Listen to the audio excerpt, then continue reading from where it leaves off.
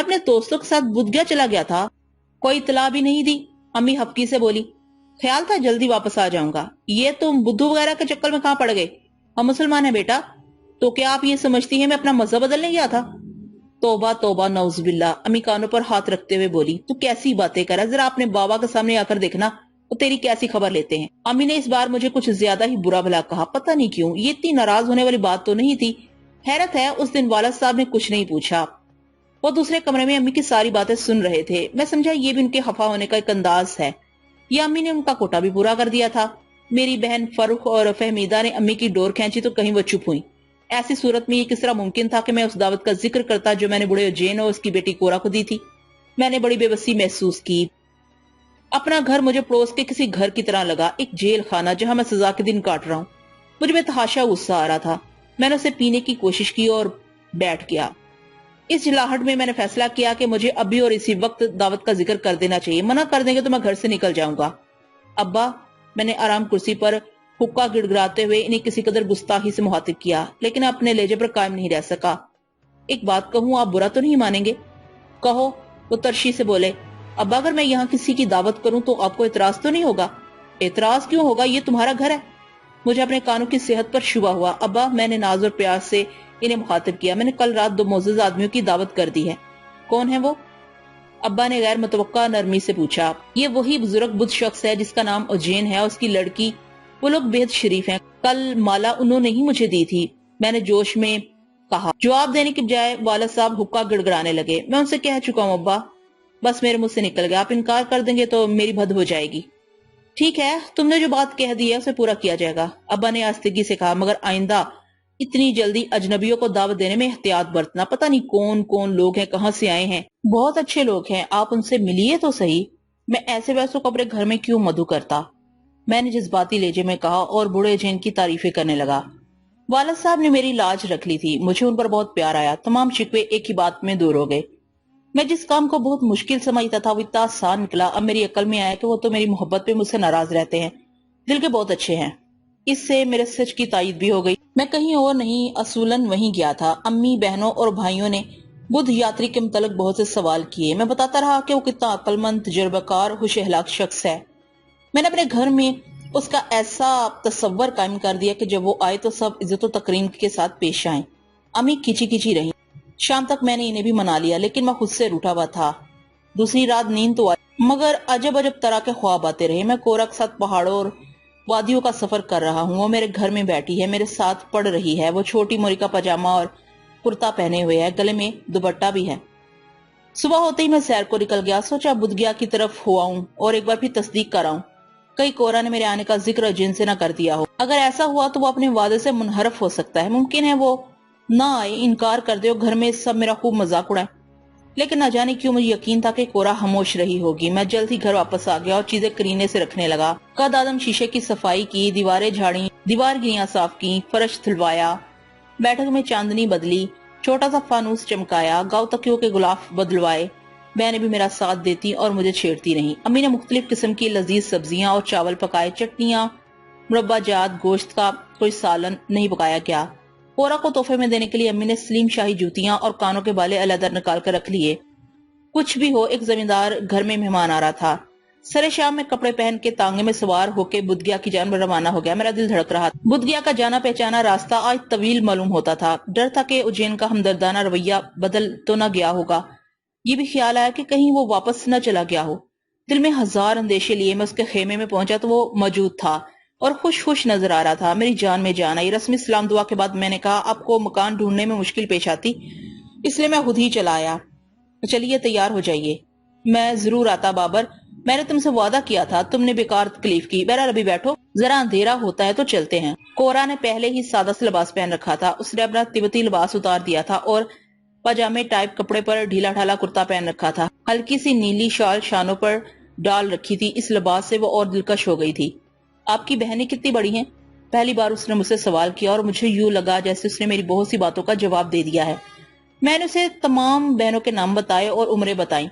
بوڑھا بھی انہماک سے سنتا رہا۔ اندھیرا ہوتے ہی اس نے مجھ سے معذرت چاہی اور کہا کہ اسے لباس تبدیل کرنا ہے، اس لیے میں اور کورا کچھ دیر کے لیے باہر چلے جائیں۔ ہم نے اس کی درخواست کی تعمیل کی۔ جب ہم دونوں باہر آ گئے تو میں نے چپکے سے پوچھا، آپ نے کچھ کہا تو نہیں؟ نہیں، وہ چہکتی ہوئی بولی، ہم نے نہیں بتایا۔ میں بہت ڈر رہا تھا، پتہ نہیں وہ کیا سمجھے۔ یہ کہتے ہوئے میں جھمسا کیا، پھر بولا آپ تو اس لباس میں بہت اچھی لگ رہی ہیں۔ وہ لجا گئی اور کہنے لگی آپ کو اچھا لگ رہا ہے؟ آپ کچھ بھی پہن لیں، مجھے اچھا لگے گا۔ میں نے بےتابی سے کہا دیکھیے گھر چل کے خوب گھل مل جائیے گا، میں نے اپنی بہنوں سے آپ کی بہت تعریف کی ہے اور میں نے بابا سے آپ کی۔ آپ نے تو بالکل غلط تعریف کی، میں تو بہت برا ہوں۔ اچھا، اس کے موتیوں جیسے دانت چمکنے لگے۔ آپ سے پرسوں ہی ملاقات ہوئی مگر ایسا محسوس ہوتا ہے جیسے ہم برسوں سے ایک دوسرے کو جانتے ہیں، آپ کو ایسا لگتا ہے؟ اس نے اس بات میں گردن ہلائی۔ گھر جا کر بھی آپ کا خیال رہا، میں نے نظریں چراتے ہوئے کہا۔ اس اسنا میں بوڑھے جین نے آواز دی اندر آ جاؤ۔ ہم دونوں اندر گئے تو وہ لباس بدل چکا تھا۔ میں تیار ہوں۔ بوڑھے کی بغل میں کسی موٹی کتاب کے سائز میں سفید کپڑے میں لپٹا ہوا بکچہ دبا ہوا تھا۔ میں نے اس سے کہا یہ مجھے دے دیجئے۔ اس نے انکسار سے انکار کر دیا۔ میں نے زیادہ اصرار بھی نہیں کیا۔ ہم تانگے میں بیٹھ گئے۔ سڑکوں پر روشنیاں جھلملانے لگی تھی۔ میں خوشی اور فخر کے جذبات سے سینہ پھلائے گردن اکڑائے تانگے کی اگلی نشست پر کوچوان کے ساتھ بیٹھا تھا۔ تانگا رکنے کی آواز سن کر والد صاحب دروازے پر آ گئے۔ دونوں ایک دوسرے سے پرانے شناساؤں کی طرح بغل گیر ہوئے۔ ڈیوڑی میں امی اور بہنوں نے کورا کو ہاتھوں ہاتھ لیا۔ امی نے تو اسے گلے لگایا۔ کاش میں امی ہوتا۔ وہ سب چہچہاتی ہوئی اندر زنان خانے میں چلی گئی اور میں والد صاحب اور جین بیٹھک میں آ گئے۔ چاندنی کے اوپر درمیان میں قالین بچھا ہوا تھا اور جین کو عزت کے ساتھ وہاں بٹھا دیا گیا۔ آپ نے میری عزت بڑھائی، والد صاحب نے حالت زمیندارانہ لہجے میں کہا۔ یہ لہجہ وہ اس وقت اختیار کرتے تھے جب گھر میں کوئی معزز مہمان آتا تھا۔ وہ جین میرے کردار اور اخلاق کی تعریف کرنے لگا۔ اس بچے نے مجھے مجبور کر دیا، میں آپ سے ملاقات کروں۔ آپ کہاں سے آ رہے ہیں؟ والد صاحب نے رسمی انداز میں پوچھا۔ بابا نے تو بس آپ کی تعریفیں کی، کچھ بتایا نہیں۔ جناب یوں تو کہانی بڑی لمبی ہے، کسی وقت فرصت میں سناؤں گا۔ تبت سے چلے ہوئے 6 مہینے سے زیادہ ہو گئے۔ چند مہینے بریلی میں رہا، پھر کلکتے چلا گیا، اب وہیں سے آ رہا ہوں۔ تبت میں کھیتی باڑی کرتا تھا۔ اچھا، آپ بھی زمیندار ہیں؟ خوب، والد صاحب نے ہنس کر کہا۔ اپنا بھی ایک زمانے سے یہی پیشہ ہے۔ دونوں بزرگوں میں جلد ہی مغایرت ختم ہوگی اور وہ دنیا جہان کی باتیں کرنے لگے۔ والد صاحب اپنے بچوں کے متعلق باتیں کرنے لگے، پرانی یادیں، تجربے اور غیر معمولی واقعات سنانے لگے۔ اجین جیسا سامع انہیں کہاں دستیاب ہوتا۔ میری بڑی بہن فہمیدہ نے آواز دے کر مجھے بلا لیا۔ میں صحن میں گیا تو کہنے لگی بابر یہ تو بہت پیاری ہے، میٹھی میٹھی باتیں کر رہی ہے، گڑیا سی لگتی ہے۔ اگر یہ مسلمان ہوتی تو میں اسے گھر سے نہ جانے دیتی، تمہارے لیے محفوظ رکھ لیتی۔ اب سمجھ میں آیا کل تم کہاں غائب تھے۔ اچھا یہ بات ہے؟ کیا بات ہے؟ میں نے مصنوعی ناگواری سے پوچھا۔ ہم سب سمجھتے ہیں جناب، تم ادھر کیوں نہیں آتے؟ وہ شوخی کرنے لگی اور مجھے کھینچتی ہوئی اندر کمرے میں لے گئی جہاں کورا میری دوسری بہنوں اور بھائیوں میں گری۔ انہوں نے اتنی جلدی دوستی کر لی تھی کہ اسے چوڑیاں تک پہنا دی تھیں۔ وہ ابھی تک اس کے نازک نازک ہاتھوں، اس کے رنگ، زلفوں، ہونٹوں اور دمکتے ہوئے رخساروں سے مبہوت تھیں۔ گو میری بہنیں بھی خوبصورتی میں کسی سے کم نہیں تھیں، لیکن کورا کے آگے ان کے چہرے گہنا گئے تھے۔ بھائی جان، ہم انہیں آپ جانے نہیں دیں گے، ان سے کہیے کچھ دن ہمارے گھر رہیں، میری چھوٹی بہن فرو کہنے لگی۔ میں کیا کہہ سکتا ہوں، میں بھی جیبا سا تھا۔ تم انہی سے کہو یا پھر اجین صاحب سے۔ آپ جائیں گی تو نہیں؟ میرے چھوٹے بھائی جہانگیر نے معصومیت سے پوچھا۔ کورا کو جواب دینے میں مشکل پیش آئی۔ نہیں، اس نے جہانگیر کے گال پر ہلکی سی چپت لگاتے ہوئے کہا۔ جہانگیر اور فرح اجین کے پاس گئے اور ضد کرنے لگے کہ وہ کورا باجی کو آج رات جانے نہیں دیں گے۔ والد صاحب نے انہیں سمجھایا کہ پھر آئیں گے۔ اجین نے فرح اور جہانگیر کو گود میں بٹھا لیا، ان سے وعدے کرنے لگا کہ ہم لوگ دوبارہ آئیں گے۔ میں گھر میں ادھر ادھر تھرکتا پھر رہا تھا، کبھی میں اس طرف کبھی اس طرف۔ امی نے ایک پرتکلف کھانے کا اہتمام کیا تھا۔ رات کے 10 بجے تک وہ دونوں موجود رہے۔ کورا کو یہاں لا کے احساس ہوا کہ میں اسے اپنے لیے لایا تھا۔ اتنے لوگوں کی موجودگی میں اس سے کوئی بات ہی نہیں ہو سکتی تھی، پھر بھی دل مطمئن تھا۔ بوڑھے اجین نے چلتے وقت امی کے لیے قدیم طرز کا قیمتی گلوبند دیا۔ والد صاحب کے شدید انکار کے باوجود بھی وہ نہیں مانا۔ اپنا بکچہ جس طرح وہ لے کر آیا تھا اسی طرح واپس لے گیا، جبکہ میرا خیال تھا کہ اس میں ضرور کوئی تحفہ ہوگا جو وہ گھر جا کے والد صاحب کے حوالے کر دے گا۔ اس میں مزید کوئی ایسی قیمتی چیز تھی جو وہ خیمے میں چھوڑنا نہیں چاہتا تھا۔ وہ چلا گیا لیکن دوبارہ آنے کا وعدہ بھی کرتا گیا۔ اس کے جانے کے بعد گھر میں اس کی اور کورا ہی کی باتیں ہوتی رہیں۔ مجھے خوشی تھی کہ والد صاحب نے اس کی ذہانت اور شرافت کا گہرا اثر قبول کیا ہے۔ وہ پہلو بدل بدل کر اس کی اعلیٰ نسبی اور روایتی حسن سلوک کا تذکرہ کرتے تھے۔ جو وہ ایسا کرتے تھے تو مجھے لگتا جیسے وہ میری صفات بیان کر رہے ہوں۔ پھر تو اپنا کچھ یہ عالم ہوا کہ نیند ہی اچاٹ ہو گئی۔ کتابوں میں جی ہی نہیں لگتا تھا، کتابیں کیا کسی کام میں جی نہیں لگتا تھا۔ دوسرے دن بھی میں ایک دوست کے گھر کا بہانہ کر کے بدگیا پہنچ گیا۔ بڑا جن گھر کی خیریت، بہن بھائیوں کا حال پوچھنے لگا۔ کورا نے نام لے کر تمام گھر والوں کا حال احوال پوچھا۔ اس کے کان میں وہی بالیاں لٹک رہی تھی جو امی نے کل رات اسے دی تھی۔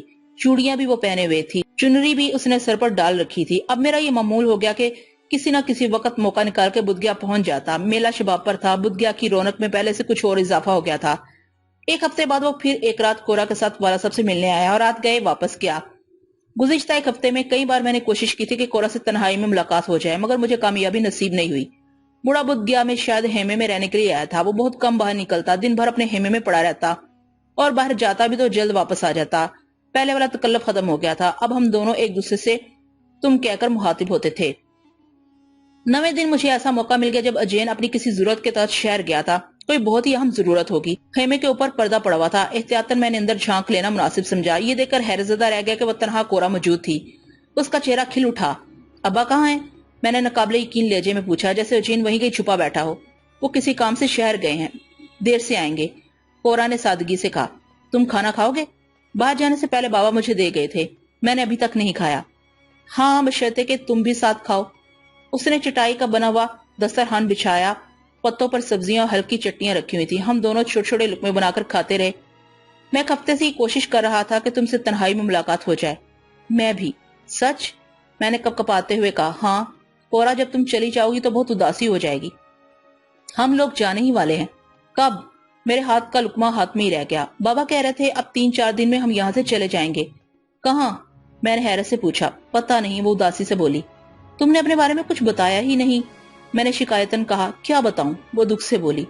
तुम्हारे बाबा भी, मैं कहना चाहता था कि अजीब पुरसरार शख्स है, दिन भर खेमे में घुसा रहता है, हालांकि इतनी दूर से यहाँ आया है। वो मेरे बाबा नहीं हैं। क्या? मेरा नवाला हलक में अटक गया। तुम क्या कह रही हो? मैं सच कह रही हूँ। लेकिन तुमने तो कहा था कि। मैंने ठीक कहा था। वो मेरे बाबा हैं, लेकिन मेरे बाप नहीं है। उसकी आंखों में अचानक आंसू लरसने लगे। क्या बात है, मुझे नहीं बताओगी? मेरा बाप मारा गया, उसने रोते हुए कहा। वो तिब्बत के कबीले का सरदार था, मेरे चचा ने उसे मार दिया। बाबा उज्जैन मेरे बाप का दोस्त भी था और मुझे पढ़ाता भी था। जब हमारा वहां रहना मुश्किल हो गया तो मुझे लेकर हिंदुस्तान चला आया। मैं हैरत में डूब गया। बड़े उज्जैन के किसी तर्जुमे से ये जाहिर नहीं होता था वो कोरा का बाप नहीं है। तो क्या अब तुम यही रहोगी हिंदुस्तान में? मुझे नहीं मालूम, वो किसी एक जगह नहीं टिकते, शहर शहर घूमते रहते हैं। कोरा ने मासूमियत से कहा। ऐसा क्यों है? मैंने दरियाफ्त किया। उसके पास कोई जवाब नहीं था, सिर्फ आंसू थे। उसने खूब आंसू बहाए। मैं उसे दिलासा देता रहा, समझाता रहा, हालांकि मेरी समझ में खुद कुछ नहीं आ रहा था। वो किसी एक जगह क्याम क्यों नहीं करता? मेरा जहन उलझ गया।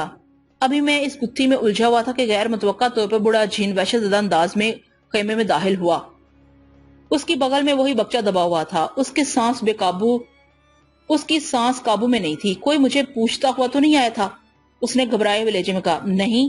कोरा और मैंने एक साथ जवाब दिया। तुम कब से यहाँ बैठे हो? थोड़ी देर हुई है, मैंने जवाब दिया। तुम रो क्यों रही हो? उसने कोरा से सवाल किया। कुछ नहीं, ये कह रही थी कि हम 3-4 दिन में जा रहे हैं। मैंने फहमीदा और फराह वगैरह का जिक्र कर दिया तो रोने लगी। उज्जैन मुस्कुराने लगा, फर्श पर बैठ गया। आप शहर नहीं गए बाबा? कोरा ने अपनी आंखें पोंछते हुए कहा। मैं दरमियान से लौट आया, पैसे तो यही भूल गया था। तो आपने घर जाके अब्बा से ले लिए होते। ओ नहीं नहीं बाबर, ये अच्छा नहीं मालूम होता था। आप तो गैरियत बरतते हैं, ये आप ही का घर है। तुम बहुत अच्छे लड़के हो, बहुत याद आओगे। आप मेले तक तो ठहरते, इतनी भी क्या जल्दी है? बूढ़े ने गहरी सांस ली। बाबर, मैं जरूर ठहरता, मगर मुझे जल्द ही यहाँ से जाना होगा। शायद हम कल यहाँ से चले जाएं। क्यों? कोरा तो बता रही थी कि आप 3-4 दिन और रहेंगे। मैं आपसे कहने वाला था कि इन दिनों के लिए आप इन्हें हमारे यहाँ रहने दीजिए। बहनों ने बहुत इसरार किया है। हम फिर आएंगे बाबर, फिर आएंगे। वो सर हिलाता हुआ बोला। अब तो गया में भी हमारा एक घर है। नहीं नहीं, हम आपको नहीं जाने देंगे। अच्छा देखो, कल बताएंगे। साफ जाहिर था वो मुझे टाल रहा है, लेकिन मैं उसे कैसे रोक सकता था? उसे एक ना एक दिन तो जाना ही था। मुझसे वहां बैठा नहीं गया। बूढ़े ने संदूक से चंद कागजात निकाल के गौर से देखना शुरू कर दिया और मुझसे कुछ बेनियाजी इख्तियार कर ली थी। मैंने कोरा को इशारा किया और जैन को अदाब कहता हुआ चला आया। 7 मील का यह सफर मैंने पैदल ही तय किया था, तन्हा तन्हा, उदास उदास, न जाने घर कैसे पहुंचा। जाते ही मैं बिस्तर पर गिर गया। अम्मी लाख चीखती चलाती रही। फिर उन्होंने आके मेरा हाथ देखा। मेरी आंखें सुर्ख हो रही थी और जिस्म गर्म था। वहीं गया होगा बुध गया, न जाने कहां कहां के लोग रोग लगा के वहां आते होंगे। बाबर, ये बीमारी वहीं से लाया है। अम्मी सच कहती थी। मेरा तो जिस्म टूट रहा था और बुध गया ही से मुझे ये रोग लगा था। मैंने रात का खाना भी नहीं खाया, ऊपर के कमरे में पड़ा रहा जहां मैं पढ़ता था। बहनें आई, भाई आए, अब्बा आए, मैं उठकर नहीं गया। कोई 1 बजे रात को जोर जोर से दरवाजा पीटने की आवाजें आने लगी। मैं जागा हुआ था, इसलिए बेवकत दस्तक पर हैरान रह गया। फिर नीचे उतर के सहन में पहुंचा। ابا اور امی بھی جاگ گئے تھے. اتنی رات کے کون ہمارے گھر آ سکتا ہے؟ کسی کی سمجھ میں کچھ نہیں آیا کون ہو سکتا ہے. میں آنکھیں ملتا ہوا دروازے پر پہنچا. جیسے ہی میں نے دروازہ کھولا سن سا ہو کے رہ گیا. میں سمجھا کہ کوئی خواب دیکھ رہا ہوں. جس کا خیال تھا وہی سامنے کھڑی تھی. کورا کسی ہرنی کی طرح سہمی ہوئی دروازے پر کھڑی تھی اور اس کی بغل میں گٹھری دبی ہوئی تھی. مجھے دروازے پر دیکھتے ہی وہ تیزی سے میری طرف لپکی. چونکہ والد صاحب بھی پیچھے آ گئے تھے اس لیے میں ایک طرف ہو گیا. تم؟ میں نے حیرت سے کہا. خیریت تو ہے؟ اور ڈیوری میں بار بار مڑ کے گلی میں جھانکنے لگی. اندر آ جاؤ، والد صاحب نے تذبذب کے عالم میں کہا. اجین صاحب کہاں ہیں؟ میں نے سرا سمگی سے پوچھا. بتاتی ہوں، اس نے نڈھال آواز میں کہا. گھبرائی ہوئی اندر آ گئی. میں نے دروازہ بند کر دیا. دوبارہ روشنی میں آئی تو سب اس کی صورت تکنے لگے. اس کے چہرے پر زردی چھائی ہوئی تھی، آنکھوں میں دہشت بسی ہوئی تھی، ہونٹ لرز رہے تھے، لباس گرد میں اور چھوٹے چھوٹے پاؤں مٹی میں اٹے ہوئے تھے. گھر میں آتے ہی وہ زاروں کی طرح رونے لگی. میں نے محسوس کیا امی اور ابا کے چہرے کبیدہ ہو گئے ہیں. امی کا انداز تو بڑا جارحانہ تھا. کیا ہوا بیٹی؟ تم اتنی رات کو یہاں اکیلی کیسے؟ اجین صاحب کہاں ہیں؟ ابا نے بھاری آواز میں پوچھا. وہ ہچکیاں لینے لگی. انہیں مار دیا گیا ہوگا. مار دیا گیا ہوگا؟ ابا نے پھٹی ہوئی آواز میں کہا. ہاں، خیمے میں ایک آدمی گھس آیا تھا، اس کے ہاتھ میں چھرا تھا. وہ بابا پر چڑھ گیا اور بابا نے مجھ سے کہا بیٹی بھاگ جاؤ بھاگ جاؤ. میں نے جلدی سے یہ سامان سمیٹا اور وہاں سے چلی آئی. میں بہت دور تک بھاگتی رہی اور پھر مجھے ایک تانگے والا مل گیا. میں نے اسے بہت دور چھوڑ دیا تاکہ وہ یہ گھر نہ دیکھ سکے. پھر میں چھپتی چھپاتی یہاں آ گئی. میرا کوئی گھر بھی نہیں ہے، دنیا میں میرا کوئی نہیں ہے. وہ پھوٹ پھوٹ کر رونے لگی. امی کو چاہیے تھا کہ وہ اس کے سر پر ہاتھ رکھتی اور اسے سینے سے لگا کر کہتی کہ یہ تمہارا گھر ہے، مگر امی اور ابا بدھ بنے کھڑے رہے. تمہیں یہ کیسے یقین ہے کہ اجین صاحب مارے گئے؟ ابا نے کسی پولیس والے کے لہجے میں اسے پوچھا. اس کے ہاتھ میں چھرا تھا بابا، خالی ہاتھ تھے اور کمزور تھے. میں جانتی ہوں کہ وہ زہریلا چھرا ہوگا. وہ تبت ہی کا کوئی آدمی تھا. جب بابا نے مجھ سے یہ کہا کہ بھاگ جاؤں اور اپنے دوست کے پاس چلی جاؤں تو وہ میری طرف چھپٹا، لیکن بابا نے اسے پیچھے سے پکڑ لیا. میں خیمے سے نکل کر اندھیرے میں کھڑی ہو گئی اور راستہ بدل کے سڑک کے کنارے بھاگتی رہی. پھر مجھے تانگا مل گیا. ممکن ہے وہ زندہ ہوں، شاکیہ منی چاہے تو ایسا ہو سکتا ہے، وہ روتے ہوئے بولی. ابا خاموش گمسم سے ہو گئے تھے. پھر چونک کے بولے. تمہیں کسی نے دیکھا تو نہیں؟ نہیں. مگر اجین صاحب تو بہت شریف آدمی ہے، ان کے ایسے دشمن کیسے ہوگے؟ وہ تو بہت... ابا الجھتے ہوئے بولے. ہم شہروں شہروں بھاگتے پھر رہے تھے تا آخر اس نے ہمیں پکڑ لیا. وہ بہت برے لوگ ہیں. کون بھاگتے پھر رہے تھے؟ تم کیا کہہ رہی ہو؟ والد صاحب نے تشویش سے پوچھا. پھر وہ یہاں بھی تو آ سکتے ہیں. اب نہیں جانتے، وہ بہت برے ہیں. پتہ نہیں وہ کیوں بابا کے پیچھے پڑے ہوئے تھے. ویسے یہاں ان کا آنا مشکل ہے کیونکہ بابا نے کسی سے آپ کا ذکر نہیں کیا تھا. میں اندر ہی اندر کھول رہا تھا کہ ابا ایک معصوم لڑکی سے کیسے سوالات کریں. انہیں ایسے وقت تو خاموش رہنا چاہیے تھا. مگر ابا بہت عجیب آدمی تھے. اس میں کیا ہے؟ اس میں ہیرے جواہرات اور کچھ کاغذات ہیں، کورا نے کہا. ہیرے جواہر؟ والد صاحب نے اس سے چھوٹی سی گٹری لے کر وزن کیا. یہ تو خاصی بھاری ہے. پھر وہ اس کی اجازت کے بغیر گٹری کھولنے لگے. کاغذات میں غالباً تبتی زبان میں آڑی ترچھی لکیریں بنی ہوئی تھی. وہ کاغذات ایک دوسرے مومی کاغذ میں لپٹے ہوئے تھے. گٹری میں وہ بکچہ بھی رکھا ہوا تھا جو اجین اپنے ساتھ لیے پھرتا تھا. ابا نے بکچہ کھول کے دیکھا تو سب کی آنکھیں خیرہ ہو گئی. روشنی میں جواہر جگمگ کر رہے تھے. میں نے ابا اور امی کی آنکھوں کی طرف دیکھا. ان کے چہروں کے رنگ بار بار بدل رہے تھے، کبھی سرخی، کبھی زردی، کبھی سفیدی.